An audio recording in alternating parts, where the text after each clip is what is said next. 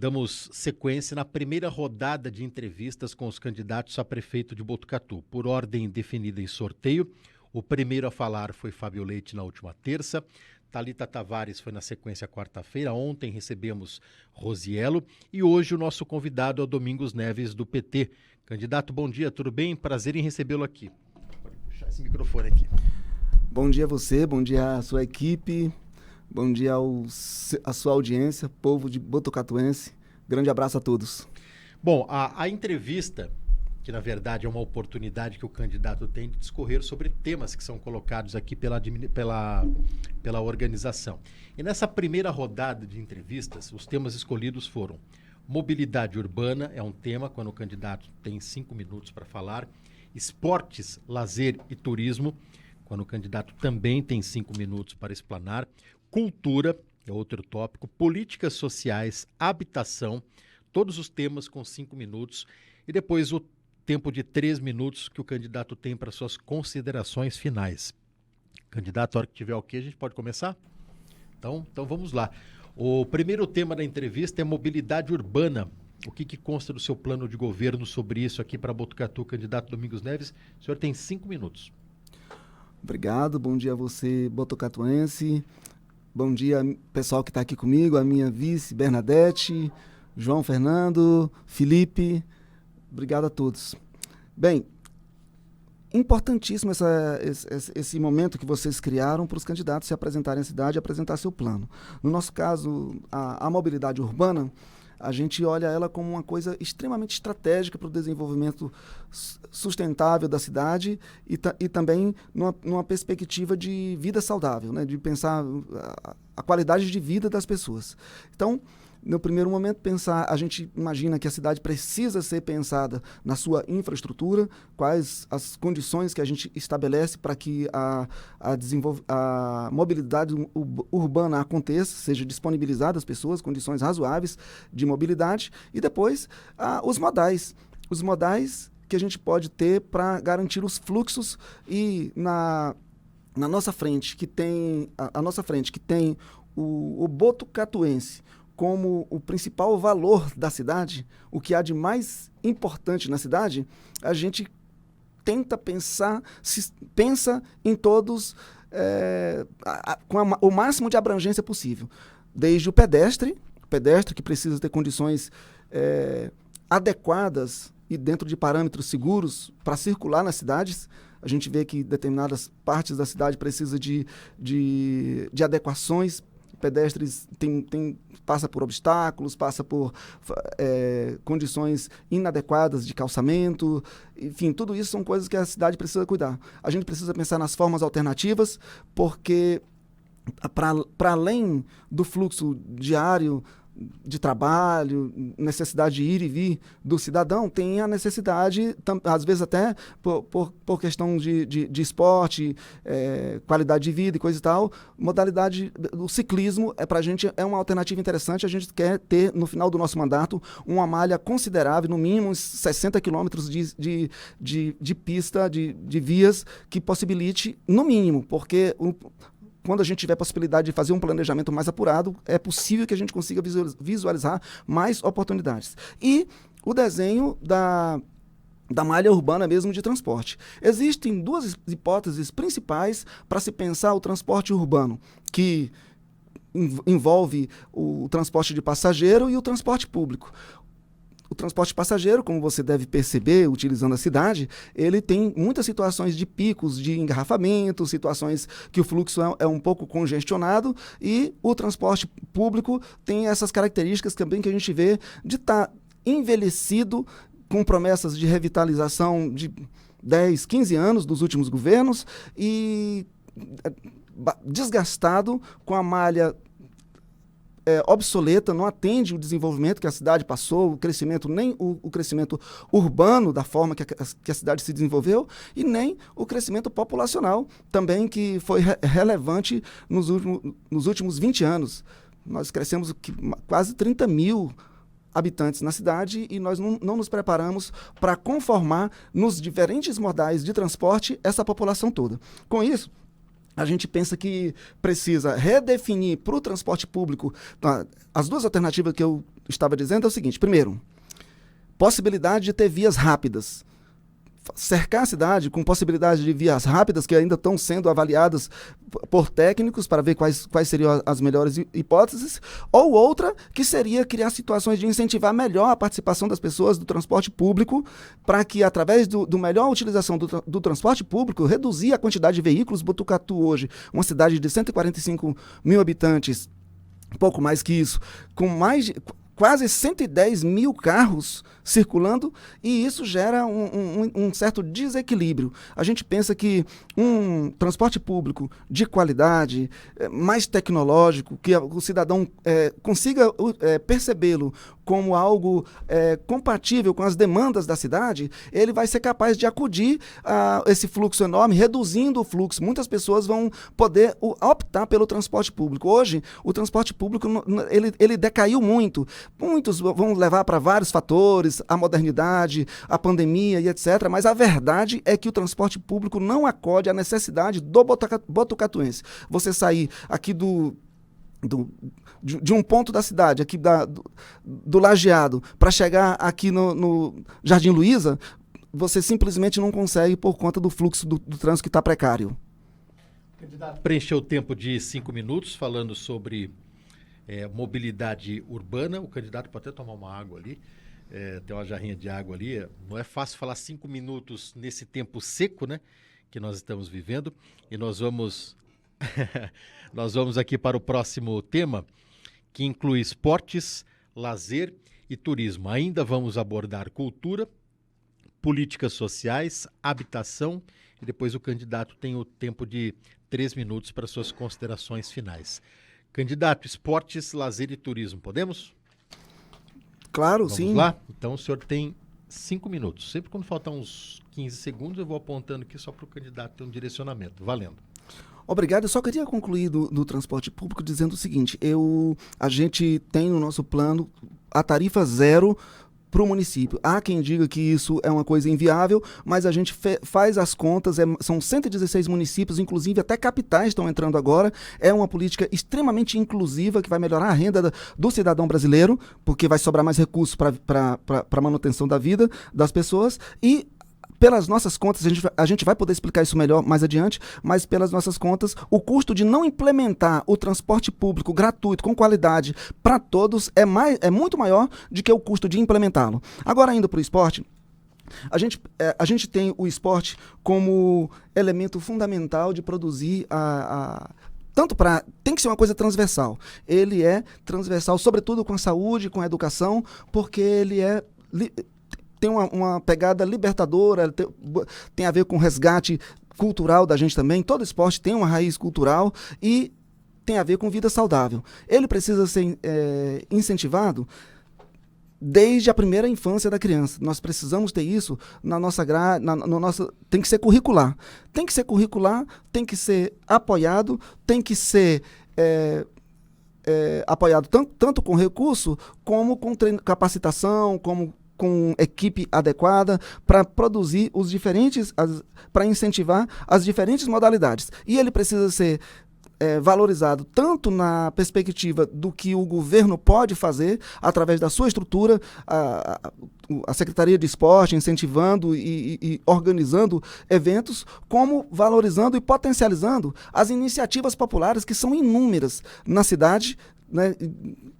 Iniciativas livres de pessoas que organizam o seu pequeno torneio, que tem o seu timezinho de futebol, ou que simplesmente de pelada, a utilização dos espaços públicos, que você vê, nós temos...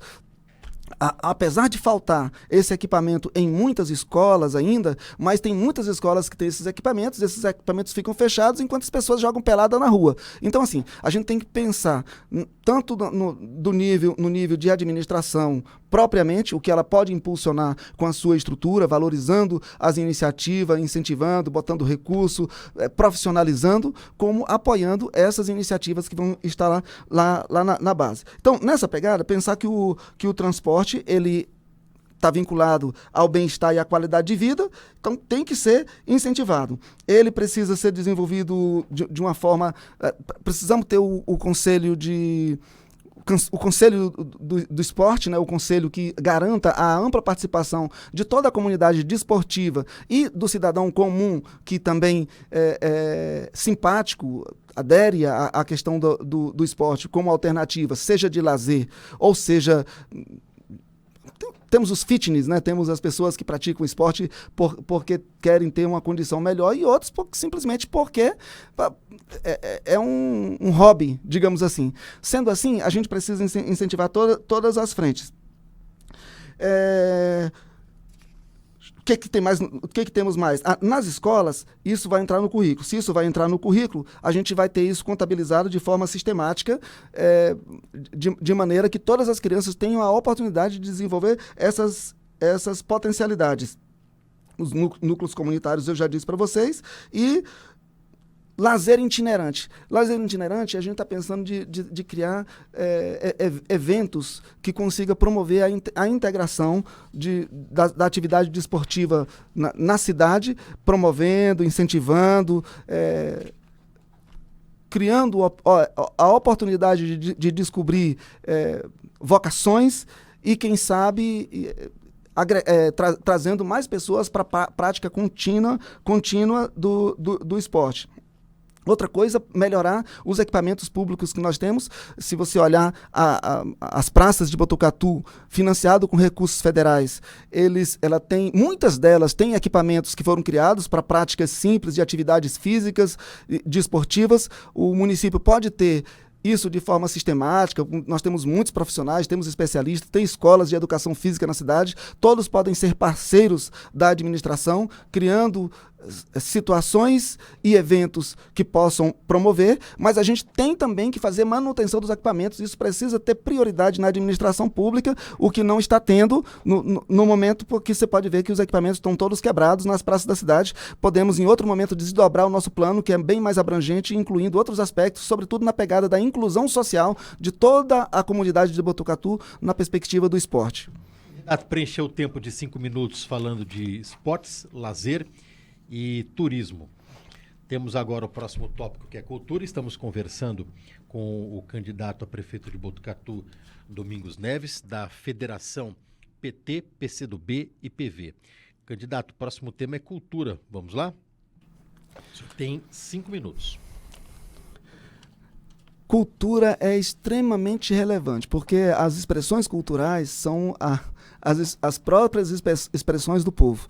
A gente tem a gestão da cultura na cidade como uma prioridade. Para começar, ela vai deixar de ser subsecretaria, vai ser uma secretaria com uma política própria e diretiva para a cidade inteira, e ela vai focar em desenvolver as aptidões, as vocações, a capacidade de criação de toda a cidade. Então,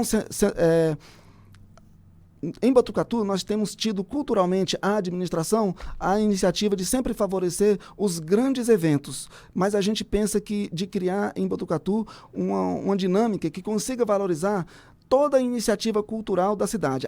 A produção cultural da cidade, ela vai deixar de ser algo, vai deixar de ser um arranjo, ela vai passar a ser prioritária, de tal modo a criar um evento parecido com aquele que existiu, agora está reduzindo, quase acabando, que é a virada cultural do Estado. Nós pretendemos criar um movimento de integração que incentive, que desenvolva, que apoie as iniciativas de cultura de todas as partes das cidades, lá da comunidade, que democratize, que alcance os bairros, que consiga contabilizar, incluir a pequena produção, inclusive daquela pessoa que está lá na comunidade, que produz seu artesanato, que não se dá conta de que aquilo é importante, do menino que faz rima, do outro que dança as músicas populares do Brasil, e que ficam por lá sem uma valorização. Criar uma estratégia de incentivar o desenvolvimento cultural, ao passo que também potencializa dentro da cidade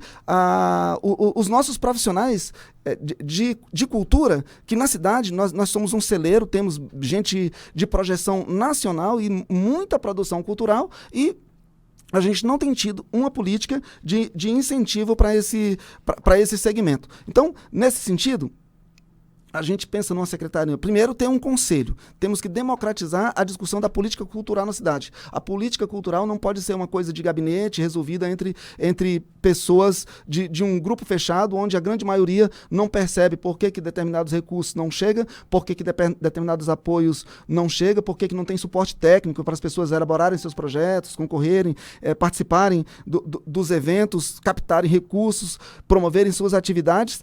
Isso precisa ser transparente. E como que se torna transparente?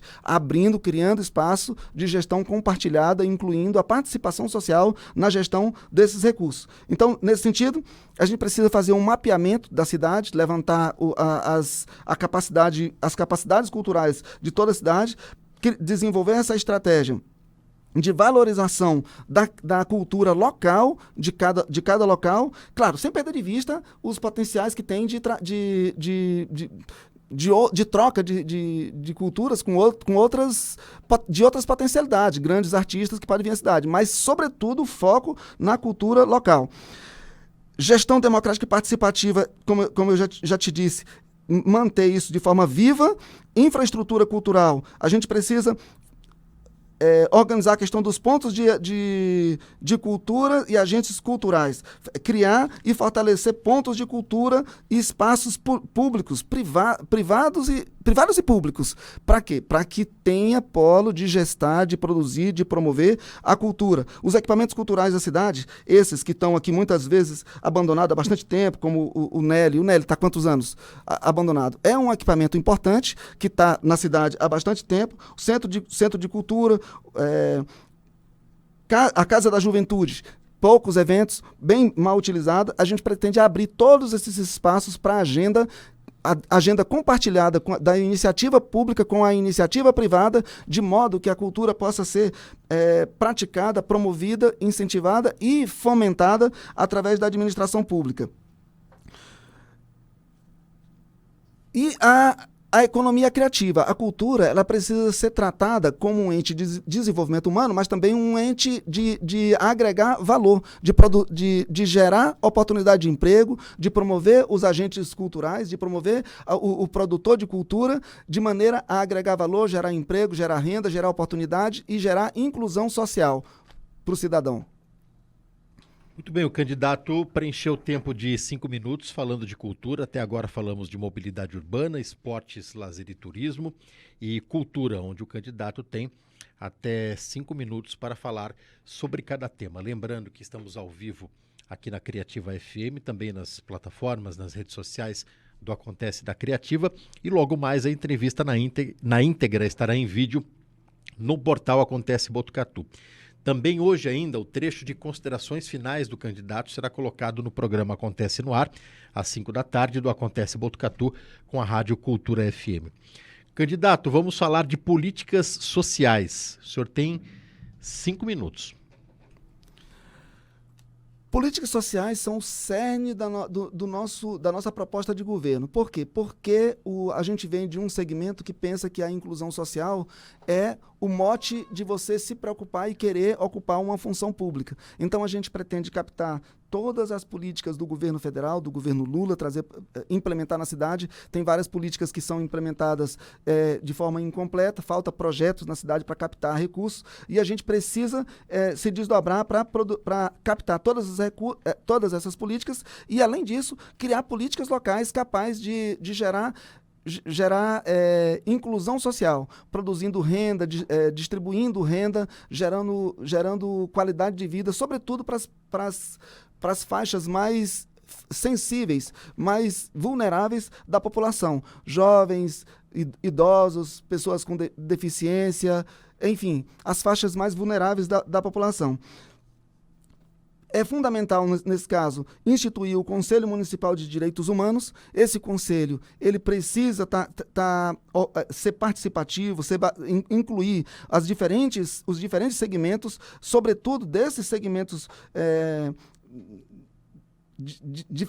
diferenciados que, via de regra, são excluídos: mulheres, negros, LGBTQIA+, as pessoas idosas precisam estar bem representadas, as pessoas com deficiências, e as comunidades vulneráveis em geral, as pessoas de baixa renda, sobretudo, para que possa discutir participar da discussão, da definição das políticas da cidade a respeito da inclusão social da inclusão social no município.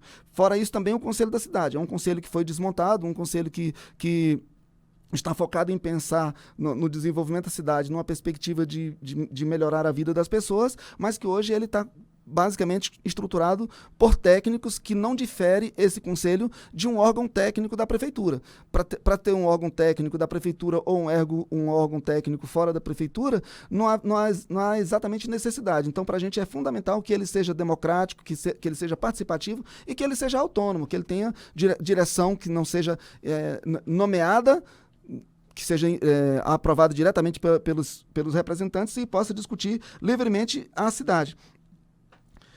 A gente pensa que precisa promover o desenvolvimento socioambiental, então nós temos que ter políticas sociais que produzam essa interação, políticas afirmativas de inclusão de mulheres, população negra, crianças, adolescentes e o LGBTQIA+, o desenvolvimento de ações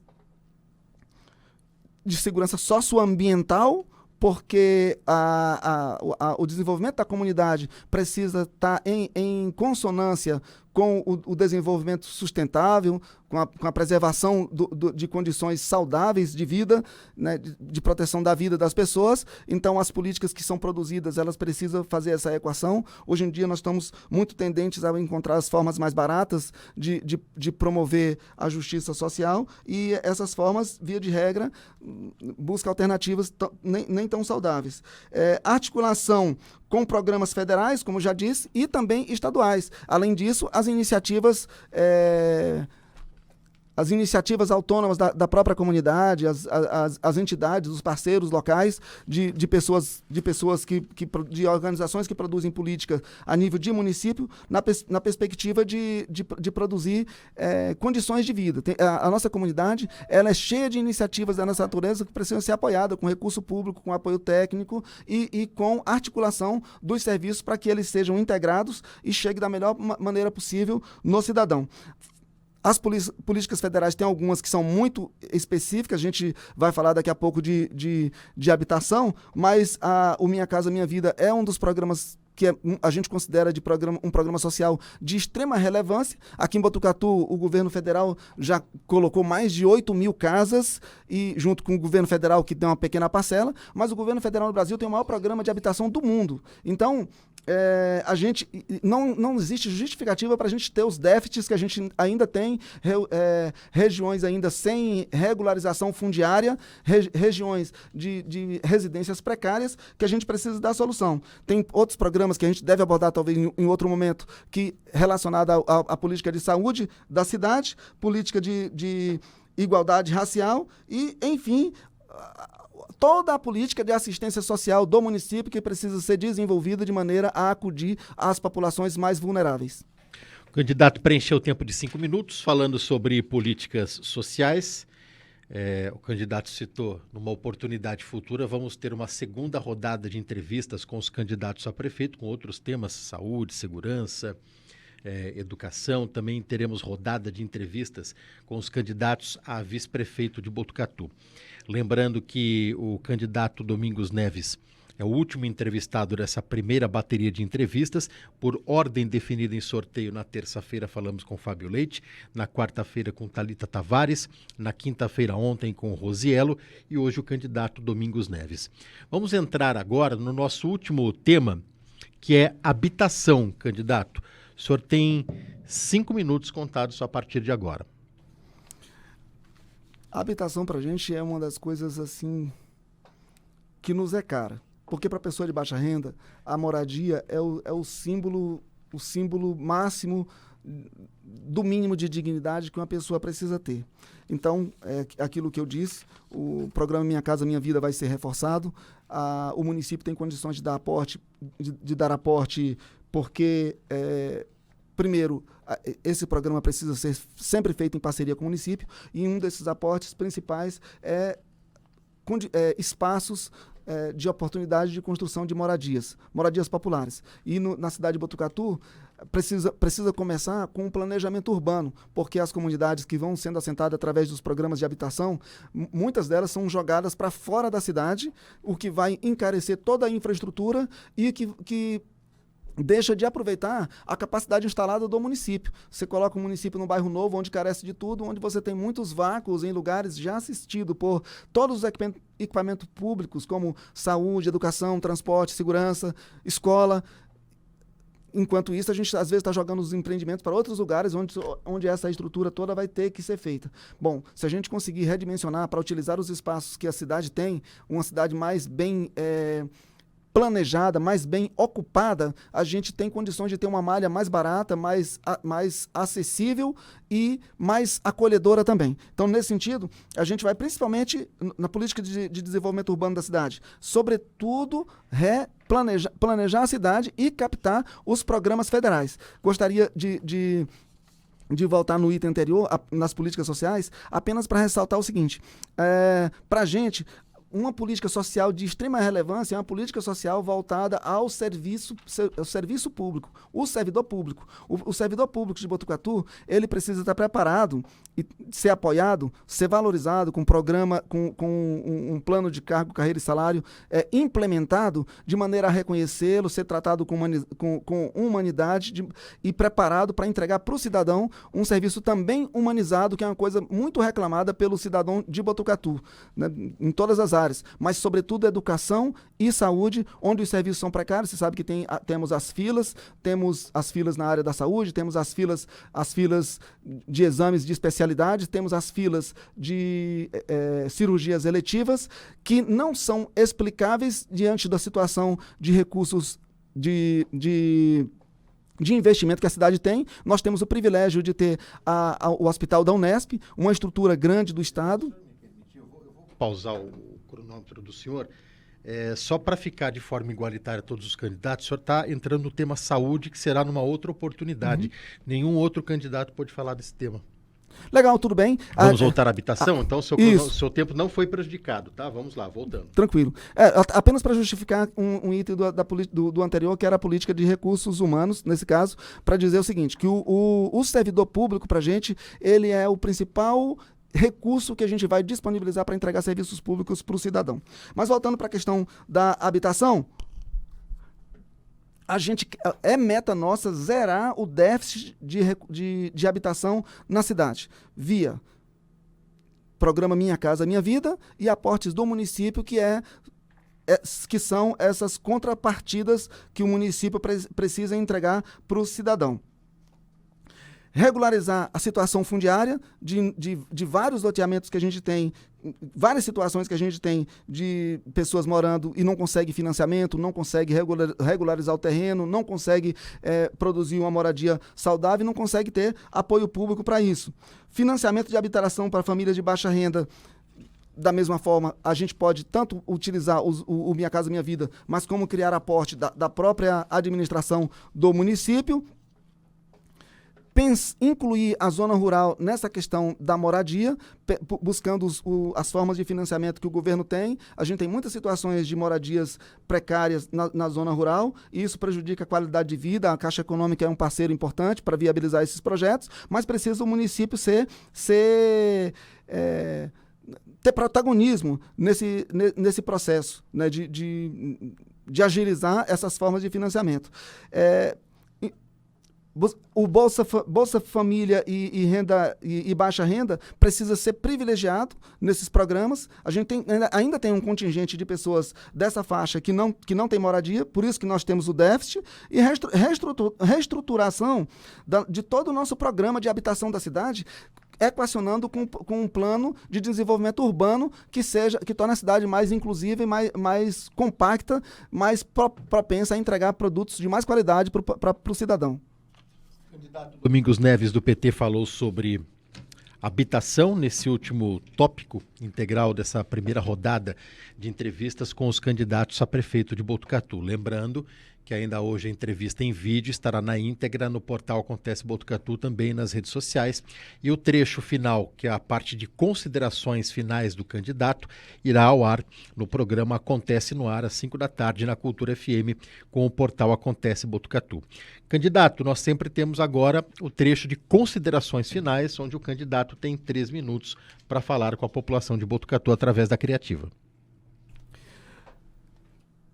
Júnior, para a gente, a política, a gestão municipal, o principal é ela fazer uma administração transparente, uma administração honesta, uma administração inclusiva, onde o cidadão seja colocado no centro. Então, todas as políticas nossas, e falando desses temas que nós temos, de mobilidade urbana, de cultura, turismo, habitação, eu não tive muita oportunidade de falar do turismo, mas o turismo é uma coisa, a gente vai tratar à parte, vai ter uma secretaria específica do turismo, porque o turismo ele não é só um instrumento de se pensar no desenvolvimento econômico, aliás, ele é também de pensar o desenvolvimento econômico da cidade, mas ele precisa pensar no intercâmbio cultural, educacional, defesa do meio ambiente, inclusão de pessoas. Mas todas as políticas nossas, políticas sociais, basicamente resume tudo, porque as políticas sociais é o foco na integração das pessoas. E, na verdade, a gente trata todas as linhas políticas da cidade como políticas sociais, porque todas elas têm que estar focadas desde o desenvolvimento da cidade a promoção de serviços direto para as pessoas, tem que estar focada a produzir qualidade de vida, gerar condições de vida na cidade humanas, igualitárias, com defesa do meio ambiente, com saúde, com possibilidade dos jovens terem oportunidade de sonharem com coisas para o futuro e se sentirem seguros e em paz na nossa cidade. Então, nesse sentido, a gente quer convidar o cidadão de Redenção a entrar nas nossas redes, conhecer as nossas propostas, que num ambiente como esse é muito importante, mas não é suficiente, né? Pensar que as políticas públicas precisam ser feitas com a participação das pessoas. Então, nós vamos criar, no nosso programa de governo, amplas possibilidades do cidadão interagir com o governo, contribuindo com a elaboração das políticas públicas, que muitas vezes não podem ser bem delineadas por quem não está no uso da máquina, porque hoje as informações que tem também não são suficientemente transparentes para a gente ter elementos de planejamento. Os planejamentos são feitos mais ou menos por alto, considerando os números aproximados. A gente pretende ter um plano muito mais bem elaborado depois que assumir o governo, porque a gente sabe que vai ter precisão maior de informação. Mas o cidadão vai ser o centro, o cidadão vai ser o mote principal do nosso programa de governo, que visa ter o cidadão no centro, trazer para a população de Redenção a ideia de que o cidadão não é um mero eleitor, ele é um agente principal da política, porque ele é o patrocinador, ele é o destinatário de todas as políticas públicas, ele precisa estar envolvido em todo o processo de decisão em que o cidadão é chamado para construir os destinos da cidade.